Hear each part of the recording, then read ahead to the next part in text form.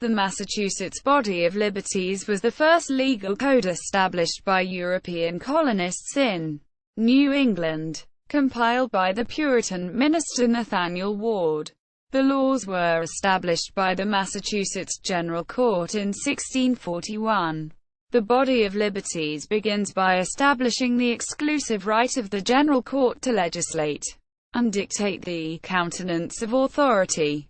In 1684, King Charles II revoked the Body of Liberties and reinstated English law over the Commonwealth. When King James II established the Massachusetts colony, the Body of Liberties took effect and remained so until it was replaced by the 1691 Provincial Charter, rights acknowledged by the Body of Liberties. The Body of Liberties was one of the earliest protections of individual rights in America.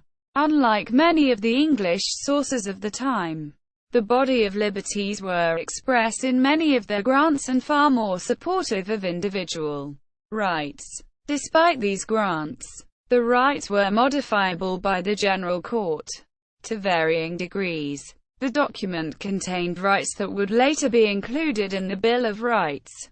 Many of the other rights are now considered fundamental components of procedural due process, such as rights to notice and hearing before the court.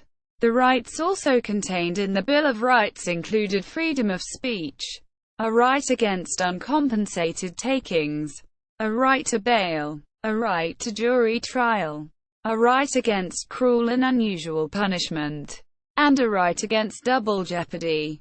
In addition to those, the Body of Liberties also contained other individual rights, including a prohibition of a compulsory draft except for territorial defense, a prohibition of monopolies. No monopolies shall be granted or allowed amongst us, but of such new inventions that are profitable to the country, and that for a short time. Quote, prohibition of an estate tax. The freedom of all householders to fishing and fowling on public law.